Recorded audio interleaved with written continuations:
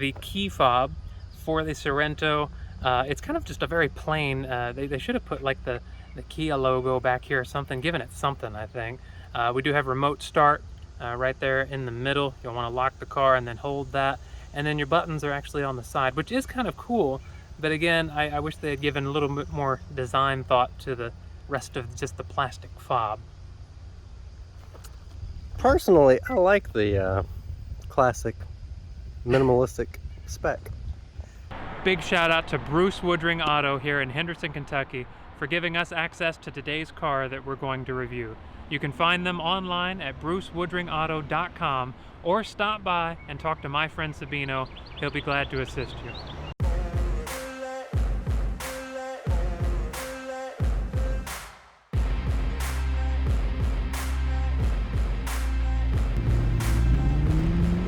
I want to hear something. That's what I want to hear. Welcome to Get to Know Cars. I'm Chris, and today we're going to show you the 2023 Kia Sorento X-Line EX all-wheel drive.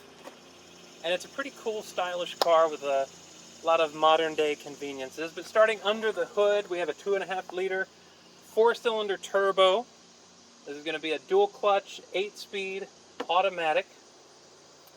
It's very smooth to drive, and even more surprisingly, just driving it to this location, it's pretty quiet inside. If you have all the windows up and everything, it's quite nice. It's smooth and quiet. Now I do want to point out on the hood, we got our lines. It's a little dusty right now, but I love the shape of the hood. They really did a good job with the lines on this vehicle and giving it the styling that it has. It kind of got like a blacked out Kia badge. We have this really thin sliver right here, but it's all functional, feeding air in as well as underneath here. We've got, we'll go this way. We got our LED headlights, which are pretty cool. 4 of them up in there. We got our LED running strip right here, which is also adds to the aggressiveness of the front of the vehicle. And with this 4-cylinder turbo, you are going to get 281 horsepower and 311 pound-feet of torque, which should be more than enough to carry this smaller to mid-size SUV. Really like that. Of course, we got our X-Line badging right here with this cool little note on the side of the vehicle. We've got 20-inch rims, and we're rocking 255 45/20s on our tires front and back. We have our lock and unlock, which is just done right through the button. It's not going to be put your hand in the handle. You're going to have to push the button to lock and unlock. Of course, on our side mirrors, we do have our turn indicators, which you'll see a flash when you lock and unlock. We have blind spot alert in the mirror as well, which is a nice touch. One thing we don't see, but it's not like it's a huge SUV, but we don't have like a side step or anything like that, but that's nothing crazy. Got really nice line coming through. We got our fuel door here, which does lock when you lock the car. It is not going to be capless though. You do have a cap, but you also have a little place to put it while you're refueling. Love the shape of the tail lights on this. These are of course LED, and they're like split. I love the split look. It's really cool. Blacked out badging. Got our rear spoiler back here, and instead of tacking on a windshield wiper right here, they thought ahead, and they did what a lot of what you see on other vehicles, like Range Rover and stuff like that. Our windshield wiper is hidden up under the spoiler, so it's not just standing out here all tacky and whatnot. Another interesting thing is when I was trying to open the rear hatch, you would normally reach right here, but your button to open is actually going to be right at the very bottom, right down here. You'll just push that. It beeps and flashes to let you know that it's going to open. It's nice, slow open. We can see with the third row, we don't have a lot of space if you're going to be carrying your whole family around, but if you're just going to go to the grocery store or something, you can pretty easily put these down. Is that done with these right here? Yes. Okay. There we go. Tyler was messing around with it earlier. I hadn't played around too much. And now we've got that practicality that you get with an SUV. And then furthermore, we can actually put the 2 captain's chairs in the middle down, and we'll show you that when we do the interior.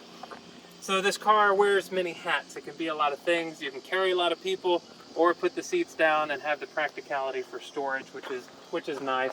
We have our feature up here to close the tailgate or to close and lock the car. You see that on a lot of vehicles now too. Mercedes has been doing that for a long time. And there we go, closes nice and softly. Of course, we have another X-Line badge on the back, and underneath we do have a spare tire, which is also a nice touch. And we don't have any fancy cutouts for the exhaust. It just sticks out right there. We do, of course, have our roof rails here, which are really nice and sturdy. They also look really good. I like the color of them. I like the design. We have our shark fin antenna, and everything else we'll show you when we get to the inside. All right, and coming to the inside, we're going to start over here with the door panel. We have a really nice large door handle. It's plastic, of course, but it's painted nicely. Feels good to use. The wood trim, it looks nice and feels good. Of course, all your standard controls here for your window and your side mirrors. We got our handle here, which doesn't align perfectly. They gave it an interesting shape, as you can see, but it actually works. It feels really good in your hand. I really like that. And we just have so many materials going on. We've got soft touch here, and then a lot of it is like harder plastic. Then you got your woodwork, a little bit of accents. There's a lot going on for a Kia door panel, and that's actually pretty cool. We do have power adjustable seats for the passenger and the driver with our leather-ish seats. They feel really good. Our steering wheel is also designed really well. I really love it. I love the new Kia logo. They're just really trying to separate themselves from what they once were and come into the vehicles that they're now making. And I think that was a good choice. It's a nice looking logo. Of course, we have our controls for phone calls, radio, to control the center screen here. Our center gauge cluster, for the most part, is going to be analog, but we do have a screen in the middle, and I'll show you that in just a moment. On the side over here, just to the left of the steering wheel, we have our lane keep assist, traction control, and a button to open the rear hatch. I'm gonna pop on in here now, and we'll just briefly start it up. It doesn't have a lot of gas, so we won't run it for long. Now you can see everything come alive, the gauge cluster and your center screen. It works. I would prefer this to all be digital, but you can't really complain. In this price point, I think this is perfectly fine. We do have a lot of gloss black going around our center touch screen and our gauge cluster. You're normally not going to be touching all this, but there's just something about it. It's not my style, but I could live with it. We got a 12.3 center display here that is touchscreen. Very convenient since we're low on fuel. It asks if we want to search for a nearby gas station, which that's pretty cool. It's a nice screen. It really is. It's responsive. The size of it maybe could be a little taller, but I like the length. I think it's great. We got our maps here. It's really nice. I'm very satisfied with the infotainment. We have our air vents here, and you kind of have like an upper air vent, and then you have these little lower air vents, and that's going to be in your corners as well, not just here in the middle, where you can get some air on your lower half on hot days like this, when it's going to be like 99 degrees outside and very, very humid. These little vents may seem silly, but you're going to love them on days like this. We do have heated seats on both sides. You just push the button up. You got 3 different settings there. We got a little cubby in here that opens up right there. We've got USBs, and we have a wireless charger right here, so you can just set your phone down in here, which is really nice. In the middle here, we have a center locking diff, and then of course our drive modes. We have, and that's a really good feel too. It lets you know you have changed the drive mode. We have Eco, Comfort, Sport, Snow, and we have that Smart mode, where we've actually seen the Smart mode in the we first saw it in the Elantra that we did last year, the SEL, where it kind of adapts based on how you're driving and adjusts your mode kind of automatically. So we'll just take that back to Comfort. We have the auto start stop button if you want that. We have the auto brake hold, which is convenient if you're going through a drive-through or you get stuck in traffic. Just push that and it'll hold the brake. Our hill descent, we got a parking brake here. We got our camera. Let's take a look at that camera on our screen. It's nothing spectacular, but it's going to function. You know, we've seen better quality ones. We don't have a 360, but we do have sensors. So if you start to get close to something, it's going to let you know. Can't complain. In this price point, I'm actually very impressed with this vehicle. We got our woodwork continuing through here. Some of this is soft touch, some of it's going to be harder. We got a glove box here, kind of standard, nothing spectacular.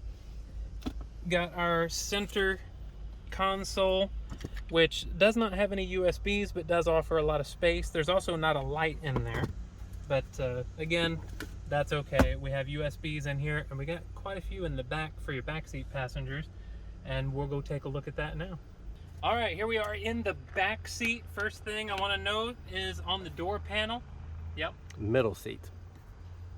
Well, the back seat, the middle seat. We're in the back seat, or middle seat, as Tyler may want to call it, since we do have a third row. I guess that would be more accurate. I do want to point out in the door panel, we do have a cup holder here, and it will kind of adapt to the size of your cup there. So that's actually nice for your middle seat passengers, to make sure Tyler stays happy over there. Again, really nice seats. I actually moved this up so we could do a demonstration of the space back here with me and Tyler using the middle and the third row, and we'll do that in just a moment. Take a note of our really nice panoramic roof, which is your middle seat and rear seat passengers will really enjoy, especially on a nice sunny day like this. We have air vents back here. We also have USB ports in each of the back of the seats. We also have a USB port right down here in the middle, as well as a 12 volt. We have two little cubby holes in the back of the seats, and we have little nets here on the side of the seats. You really do get a lot of amenities for a $40,000-ish car, depending on how it's been spec'd. Let's do a demonstration now. Yeah, here we go.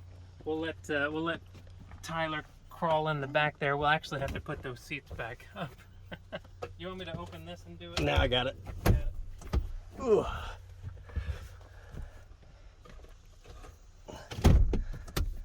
There we go. So I'm back here. I'm 5'10", and I'll actually take the camera here.